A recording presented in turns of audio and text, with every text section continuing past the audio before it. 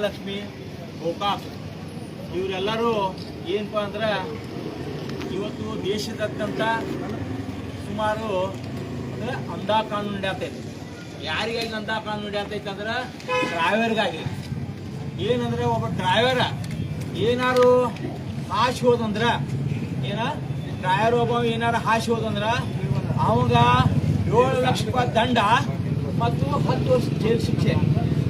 ಇದನ್ನ ಅದು ಕೇಂದ್ರ ಸರ್ಕಾರದವರ ಈ ಕಾನೂನು ಅಂತಂದಾರ. ಇದನ್ನ ಏನು ಮಾಡೋದಂದ್ರೆ ಸುಪ್ರೀಂ ಕೋರ್ಟ್ ಮೊನ್ನೆ ಈಗಾಗಲೇ ಮೊನ್ನೆ ಏನು ಹೇಳಿದ್ರೆ ಸುಪ್ರೀಂ ಕೋರ್ಟ್ ಈ ಕಾನೂನನ್ನು ಹಿಂದೆ ತಗೋರಿ ಇನ್ನೂ 6 ವಾರಗಳನ್ನು ಗಡುವು ಕೊಟ್ಟಾರ. 6 ವಾರ ಗಡುವು ಕೊಟ್ಟ ಕೇಂದ್ರ ಸರ್ಕಾರಕ್ಕೆ ಇದ್ರ ಬಗ್ಗೆ ಸತ್ಯಾಸತ್ಯತೆ ವರದಿ ಸಲ್ಲಿಸ್ರಿ ಅಂತ ಹೇಳಿದ್ದಾರೆ. ಅದಕ್ಕೆ ನಾವೇನು ಮಾಡ್ತೇವಂದ್ರೆ ಇದನ್ನೆಲ್ಲ ಲಾರಿ ಮಾಲಕರ ಸಂಘ ಮತ್ತು ಗೋಕಾಕ್ ಅಂಬೇಡ್ಕರ್ ಟಾಟಾ ಎಸ್ ಮಾಲಕರ ಸಂಘ ಮತ್ತು ಉಳಿದ ಕಾರ್ ಗಾಡಿ ಮಾಲಕರ ಸಂಘ ಇವತ್ತು ಎಲ್ಲರೂ ನಾವು ಖಂಡನೆ ಮಾಡ್ತೇವೆ. ಏನಾಗಿತ್ತಂದ್ರೆ ಏನು ಕೇಂದ್ರ ಸರ್ಕಾರ ಈ ಕಾನೂನು ತರಕ್ಕೆ ಹೊಂಟೈತೆ.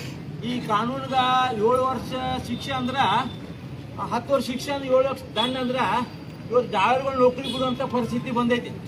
ಡ್ರೈವರ್ಗಳ ದುಡ್ಡು ತಿನ್ನಾರ. ಆದ್ರೆ ನೌಕರಿ ಕೇಂದ್ರ ಸರ್ಕಾರದವರು ಲಾರಿ ಇರ್ಬೋದು ಮತ್ತು ಎಲ್ಲಾ ಟ್ಯಾಕ್ಸ್ಗಳು ಎಲ್ಲ ಹೆಚ್ಚು ಮಾಡ್ಯಾರ. ರಾಜ್ಯ ಸರ್ಕಾರ ಇರ್ಬೋದು, ಕೇಂದ್ರ ಸರ್ಕಾರ ಇರ್ಬೋದು, ಎಲ್ಲಾ ಟ್ಯಾಕ್ಸ್ಗಳು ಹೆಚ್ಚು ಮಾಡ್ಯಾರ. ಈ ಟ್ಯಾಕ್ಸ್ ಕಡಿಮೆ ಮಾಡ್ಬೇಕಾಗಿದೆ. ಯಾಕಂದ್ರೆ ಡ್ರೈವರ್ಗಳ ಇವತ್ತು ಮಾಲಕರ ಎಲ್ಲಾ ಸಮಸ್ಯೆದಾಗ ಅದಾರ. ಪರಿಸ್ಥಿತಿ ಗಂಭೀರ ಐತೆ. ಲಾರಿಯವರು ಇರಬೇಕು, ಎಲ್ಲಾ ಗಾಡಿಯವರು ಸಮಸ್ಯೆ ಐತೆ. ಇದನ್ನ ಎಲ್ಲ ಸರಿಯಾಗಿ ಇದನ್ನ ಮಾಡಬೇಕು.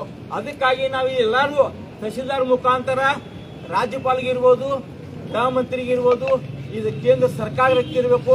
ನಾವು ಈ ಎಲ್ಲರ ಮುಖಾಂತರ ಮನವಿಯನ್ನು ಸಲ್ಲಿಸ್ತೇವೆ. ಇದು ಕೇವಲ ಸಾಂಕೇತಿಕ ಹೋರಾಟ ಮಾತ್ರ.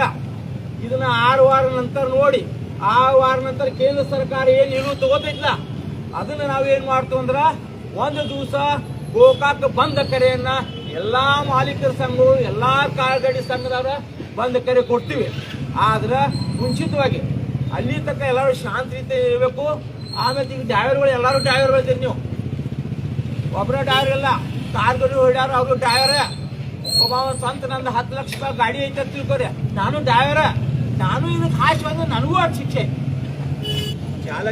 ಚಾಲಕನಿಗೆ 5 ರಿಂದ 10 ವರ್ಷ ಸೆರೆವಾಸ ಮತ್ತು 7 ಲಕ್ಷ ರೂಪಾಯಿ ದಂಡ ತರಬೇಕಾಗುತ್ತಿದೆ. ಆದರೆ ಹಳೆಯ IPC ಸೆಕ್ಷನ್ 304A ಪ್ರಕಾರ ಚಾಲಕರಿಗೆ ಈ ರೀತಿ ಅಪಘಾತ ಸಂದರ್ಭದಲ್ಲಿ ಮೃತಪಟ್ಟವರಿಗೆ 2 ವರ್ಷ ಮಾತ್ರ ಸೆರೆ ಇತ್ತು, ಅಂದರೆ ಜೈಲುವಾಸ ಇತ್ತು ಎಂದು ನಮೂದಿಸುತ್ತದೆ. ಆದ್ದರಿಂದ ಈ ಹೊಸದಾಗಿ ಬಂದಿರುವ ಏನು ಈ ಕಾನೂನನ್ನು ರದ್ದು ಮಾಡಿ ಕೇಂದ್ರ ಸರ್ಕಾರ ಈ ಮೂಲಕ ಮಾಡಿಕೊಳ್ಳುತ್ತಿದ್ದೇವೆ. ನಾವು ಲಾರಿ ಚಾಲಕರು ಮತ್ತು ಮಾಲಕರು ಸಾರ್ವಜನಿಕ ಸೇವೆ ಮಾಡುತ್ತಿದ್ದೇವೆ.